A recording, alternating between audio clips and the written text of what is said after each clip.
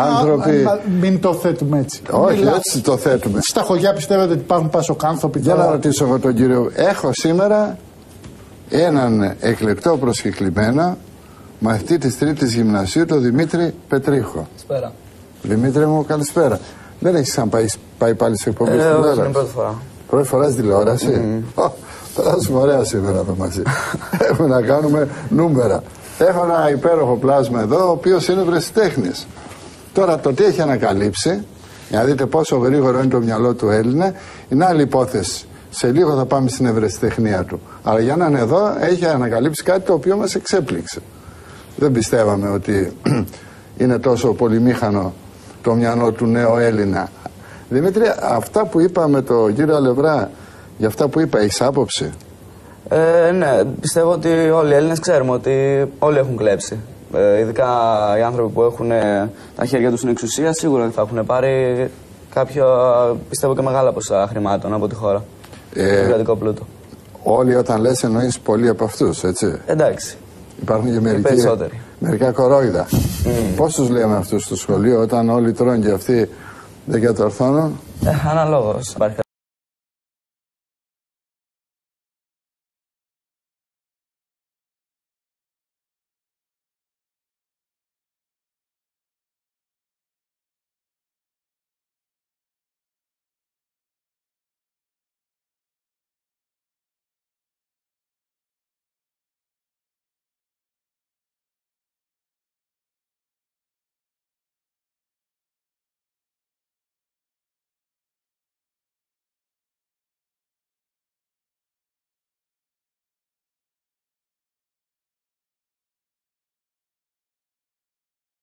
Παρακολουθώ. Θα σε ερωτευτεί ο Χατζηφωτίου με αυτά που λες. Κλασικές σειρές το βράδυ σε αυτή την ηλικία. Έχουμε ένα σοβαρό Έλληνα, κύριε Χατζηφωτίου, κοντά μας σήμερα.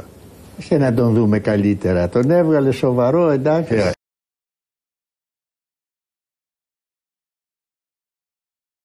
Τίποτα δεν βλέπετε. Όλα είναι για πέταμα. Ακόμα και αυτά που δεν είναι για πέταμα, πιστεύω ότι ένας νέος στην ηλικία μου δεν έχει χρόνο να τα δει. Περίεργο. Πολλές πιέσεις υπάρχουν. Εγώ εδώ που ζω στην Αθήνα βλέπω γεμάτες οι καφετερίες εκεί στο Κολονάκι, ξαπλωμένοι από το πρωί, χιλιάδες νέοι κτλ. Κάποτε το καψίς ήμουνα στα νέα, μου λέει θα πάει να κάνεις, λέει, ένα ρεπορτάζ πόσα παπουτσίδικα έχει το Κολονάκι. 38, το έκανα το ρεπορτάζ. Παλιά ήμουν πολύ νέος τότε. Το έκανα το ρεπορτάζ. Και μετά λέω πώς ζουνε αυτά εδώ. Αυτοί πότε λιώνουν παπούτσια, αυτοί ξαπλωμένοι όλη την ημέρα. Και πώς συντηρούνται αυτά τα 38 παπούτσια. Τώρα αλλάξαν οι καιροί από ό,τι φαίνεται. Αλλάξανε. Τώρα κανένας δεν θα κάθεται. Όλοι θα δουλεύουν και αυτοί που μου λέτε ότι. Δεν έχει πια τσαγκάριδες όμως. Ναι, το φοράνε, το πετάνε. Αυτοί μου λέτε ότι. Όλες, βάζετε σε όλες, όχι πια. Αυτοί μου λέτε ότι κάθονται στις καφετέριες. Προφανώς σε μια πιο μεγάλη ηλικία, όταν θα πρέπει να βρουν ένα επάγγελμα. Με τότε θα τα βρουν δύσκολα. 82.000 αγαπητό μου παιδί βρίσκονται στο Παρίσι, στη Γενέβη, στο Λονδίνο και είναι φυγόστρατοι. 82.000 νέοι Έλληνες φυγόστρατοι περιμένουν να πάνε 32 ετών να έρθουν εδώ και να δώσουν 1 εκατομμύριο σε δραχμές, έτσι ήταν ο νόμος τότε, και δεν υπηρετούσαν. Συγγνώμη, όχι Έλληνες, ανθέλληνες είναι αυτοί που δεν πήγαν. Καλά,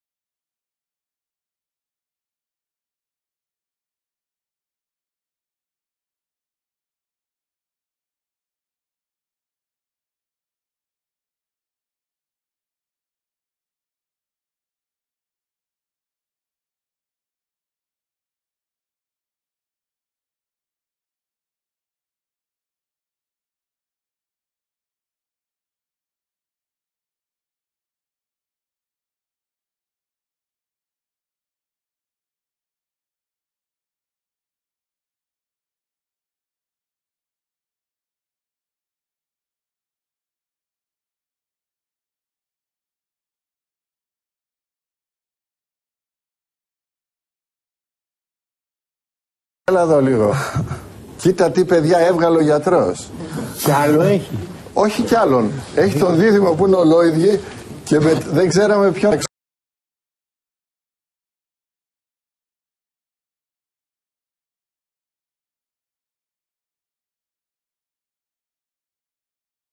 Ένας, προφανώς για να σε ξεχωρίζει μάνα, εντάξει, έχει συνηθίσει. Έχει συνηθίσει.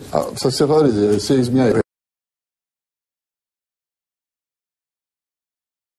Περισσότεροι τι, σας μπερδεύουν. Μάλιστα. Να πούμε τώρα για την. Σε έφερα εδώ για την ευρεσιτεχνία του αδερφού σου. Ναι. Πάρε το μικρόφωνο κοντά για να ακούσεις. Σίγουρα στα 11 του χρόνια ήταν κάτι πολύ σημαντικό αυτό που σκέφτηκε και δείχνει ότι υπάρχουν ορίζοντες στο μυαλό του και μπορεί να σκεφτεί πράγματα που σίγουρα δεν μας τα επιτρέπει η ελληνική καθημερινότητα. Όταν είσαι υποχρεωμένος να σε έχουν κλεισμένο με παροπίδες να κάνεις τα ίδια πράγματα που κάνουν όλοι οι χιλιάδες νέοι στην ηλικία σου, είναι σημαντικό που βρήκε κάτι τόσο έξυπνο, ξέρω εγώ, να σκεφτεί. Ναι, γιατί αυτή η πρόστιχη τηλεόραση δεν άνοιξε τα στούντιό της για παιδιά σαν και εσάς και Έλληνες σαν και εσάς και τους άλλους. Μεταξύ των σημαντικών προσωπικότητων που πέρασαν τηλεόραση, όπως ο κ. Χατζηφωτίου, πέρασαν και τενεκέδες ξεγάνωτοι που έλεγε. Στο τέλος όμως έφτασε να έχει μόνο ξεγάνωτους. Τενεκέδες συμπεριλαμβάνω για τον εαυτό μου μέσα και να μην υπάρχουν συμμετρικά. Αν είσαι ξεγάνωτος, οι άλλοι τι είναι. Και να μην εμφανίζονται συμμετρικά παιδιά όπως εσείς. Φαντάζομαι ότι αν σας έδιναν μια εκπομπή θα είχατε χιλιάδες ενδιαφέροντα πράγματα να. Σίγουρα θα είχαμε. Απλά επειδή πριν συζητήσατε για τηλεόραση, η τηλεόραση πιστεύω στις μέρες μας στο 90% των προγραμμάτων να ιδιάζει τους νέους παρά να τους. Να πάνε κουστούν. Να τους κάνουν να την παρακολουθήσουν. Και αυτό γιατί σε θέλουν να μην σκέφτεσαι στην τηλεόραση. Σου περνάνε ιδέες που σίγουρα δεν σου επιτρέπουν περιθώρια σκέψης σένα και σου περνάνε κάποια σταθερά. Ωραία, για να πούμε λοιπόν ποια ήταν η ευρεσιτεχνία του Δημήτρη στα 11. Λοιπόν, οι φερέσεις γενικά από τότε που φτιάχτηκε το ανθρώπινο είδος προσπαθούν πιο πρακτική, πιο εύκολη. Εγώ τώρα στα 11 μου χρόνια δεν μου άρεσε τα φάρμακα που αναγκαζόμουν να πει.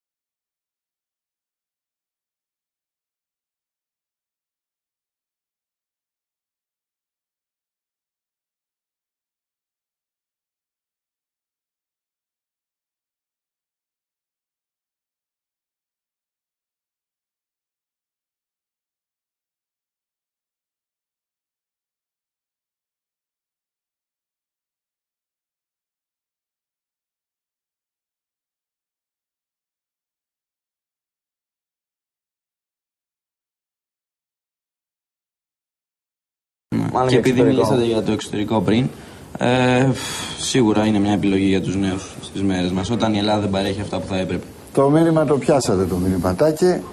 Φεύγουν τα παιδιά μας έξω, εγκαταλείπουν την Ελλάδα, την κοπάσουν.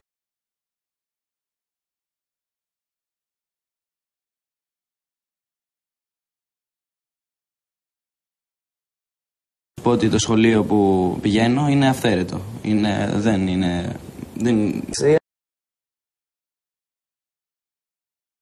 Και δεν έχουμε και λυκείο. Το έχουμε πει πολλές φορές στον κύριο Πατούλη, τον δήμαρχο της περιοχής μας, και ακούμε τα μεγάλα θα των πολιτικών. Πολύ μεγάλο. Μαρουσιώτες είστε. Ναι, μαρουσιώτες είμαστε και εντάξει. Ξέρουμε όλοι πως δεν θα γίνει τίποτα από όλα αυτά. Παίρνει ρεύμα από την εκκλησία. Μαρούσι. Ναι. Το Μαρούσι είναι τα μεγάλα σχολεία εκείνα τα που είναι έξω από το Μαρούσι.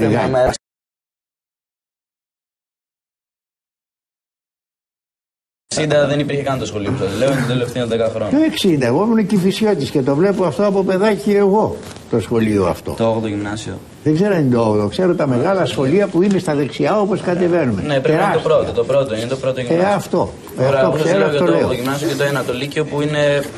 Δεν σας θυμίζει σχολείο, άμα περάσετε απ' έξω και το δείτε. Σίγουρα θα Δεν αντιλέγω ούτε αμφισβητώ αυτά που Πάμε λέτε. στο ρεπορτάζ, θα τα πούμε αυτά στη συνέχεια. Ο κύριος Φίλιππος Μωυσόγλου είναι κοντά μας. Διετέλεσε διοικητής στο Σισμανόγλιο νοσοκομείο μόνο για 45 ημέρες. Έστειλε ένα υπόμνημα στον τότε Υπουργό Υγείας Δημήτρη Αβραμόπουλο για τα όσα κακό κείμενα είχε εντοπίσει στο νοσοκομείο. Αναλώσιμα γραφείου που κόστιζαν 12.000 ευρώ. Εκείνος τα βρήκε με 6.000.